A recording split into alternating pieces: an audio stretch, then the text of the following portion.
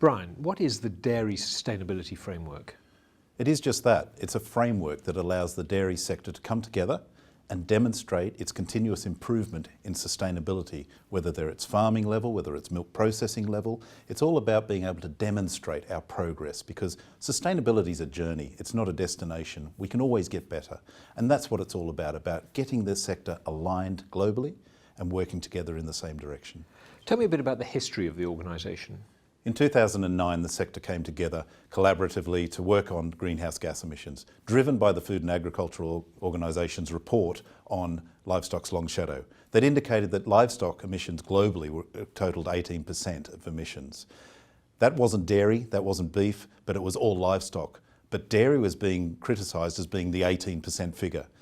Dairy had been working on greenhouse gas emissions and trying to understand where they come from and reduce those for a long time.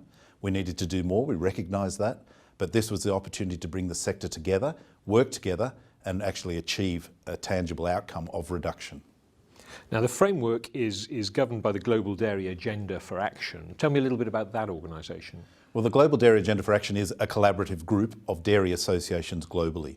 We have come together making sure we're geographically covering the dairy sector globally, and we're working together to try and work on common issues where a joint effort, two heads are better than one type concept, actually makes us move faster and achieve greater outcomes. So tell me about the governance of the organisation. I mean, who's in charge, who makes decisions? This whole concept is about the dairy industry taking responsibility and demonstrating leadership. So what we've done is we've got dairy associations around the world, not individual companies, associations. So they're representing the whole value chain in different geographies of the world. What we tend to have on the governance is the CEOs of those organisations, making sure we have a good geographic coverage of the world. We've still got a few more to get in there as we grow as an organisation, but it's all about the dairy sector coming together, developing a program for dairy. Brian, I want to talk to you about strategy now. Where does the organisation hope to be in 5 or 10 years' time?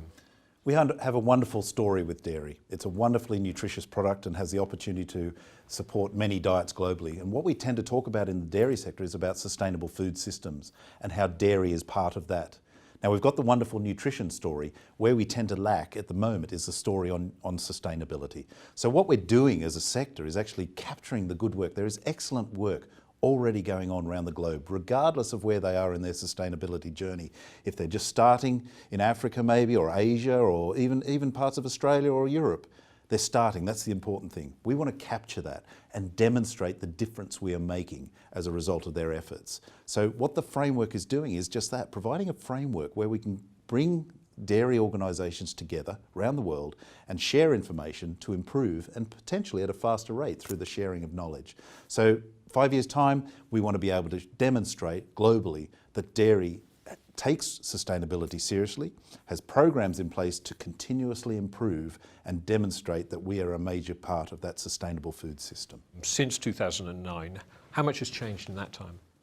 A great deal, and that's the important thing. And the dairy sector itself recognised that you can't just deal with greenhouse gases alone. This is where we started in 2009. When you start dealing with greenhouse gas emissions, you recognise the interrelationships with other parts of the business. So actually, the Dairy Sustainability Framework covers all the spectrums of sustainability now: environmental, social and economic. And this is so important because they're so interrelated. So we've moved from a greenhouse gas focus to now having 11 key criteria that we ask our members globally to look at under those 3 key areas: the economic, the social and the environmental. Greenhouse gases is still there, an important part of the work, but we now have a much wider remit and a more responsible approach to what we're trying to deliver by dairy globally. Brian, there are lots of schemes, certification schemes, standard schemes, that sort of thing in the agricultural world. So how is what you're doing different from that? That's a great question, because we are different. You're absolutely right. And we are about support. This is dairy for dairy and being able to demonstrate continuous improvement. Something we do in agriculture that over many years is we put wonderful programs in place, but we haven't actually put good measures in there to know if we're making a difference by the program. So what the framework is, it actually puts a structure in for the dairy sector, gets the dairy sector aligned under some key headings. We talked about the 11 key sustainability criteria. We get the world's dairy sector working under those criteria, and then we actually quantify the impact of our efforts. And that's so important. So many other initiatives out there are about input measures, the actions you take. Where the dairy sector is coming from is we recognise this as a journey and we focus on continuous improvement. So we're not just worried about the input measures, we actually want to know what the difference is you're making as a result of those actions. And this is what we encourage our members to do, to quantify the impact of your actions. And this is so powerful. Brian, for an individual or an organisation getting involved in the framework, what would you say is the key thing they need to bear in mind? It's all about getting started on the journey. Some organisations have been working on sustainability for over 10 years, but some are just starting, and that doesn't matter. The framework accommodates them all. But what is fundamentally important about the whole framework and the success of the framework is being able to demonstrate as dairy our continuous improvement process. So it's so important we recognise, we quantify the difference we're making by our actions. It's not just about having a nice warm feeling in our heart that we're doing something right. It's about understanding if we are really making a difference. So presumably there's a good business case to be made for continuous improvement anyway. Sustainability is all about great business sense. It's about preparing your business for the future, recognising the needs and addressing those needs to make sure it's in better shape for the future. We talk in agriculture about inheriting our land from our ancestors. Actually, what we're doing is borrowing it from our grandchildren. So it's about getting your business in shape so when they take over the business, it's in great shape for them to take forward. So really, we shouldn't be doing it if it doesn't make great business sense. That's all about sustainability. Brian, tell me about the different types of membership within the framework. The framework, it tries to accommodate what's already out there. We're all about capturing the good work that's going on, sharing information from the membership. So we're trying to make it as easy as possible. The first level of membership is called the implementing membership, and they're organisations who are able to put in place programs on sustainability. For example, a dairy company or even a group of farmers or an individual farmer who review their situation from a sustainability perspective and are able to put programs in place and measure the outputs of those programs. The next level of membership is called the affiliate membership. And the affiliate membership is actually all about those who support what we do, but actually are not in a position to put a sustainability program in place. An example of that might be a research organisation who are developing the science that underpins the good work that the implementing member will put in place. So they're supporting us and they want to be part of what we do, but they're not in a position to put a program in place. The third level of membership is called aggregators. Now, aggregators are a new type of membership. This is how the framework is being flexible to accommodate the needs of the sector. And an aggregator is actually when a group of organisations are working to a common goal and they report through one organisation to the framework. So the framework has contact with one organisation who is acting as a responsible a point of contact for a number of organisations working on the same programs. They are effectively an implementing member, but it's more than one organisation doing the implementation. I understand now how the organisation seems to work at a global level and the structures and so on, but what about on the ground at the local level? How is it actually put into practice? I think this is the real powerful bit about the framework. That we're not sitting in an office in New York or London dictating to the rest of the dairy world what they should do in terms of sustainability. We want local ownership, we want local solutions to local challenges, and we know one size doesn't fit all. It's all about identifying what the issues are for your unique business situation. So at a local level, we ask our members to put in place what we call a local management group.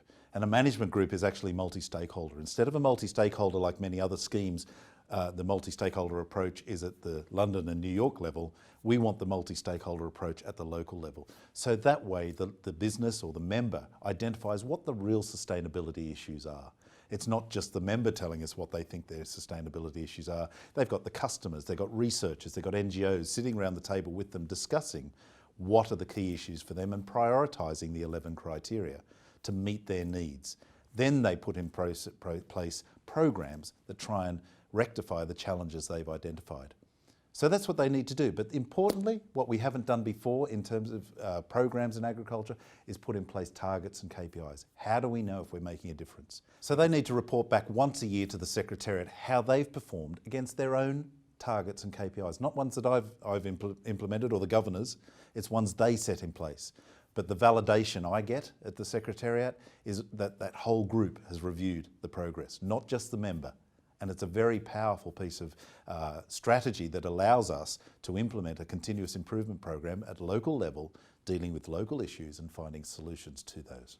So Brian, this isn't just about producers or just about manufacturers, is it? You're absolutely right.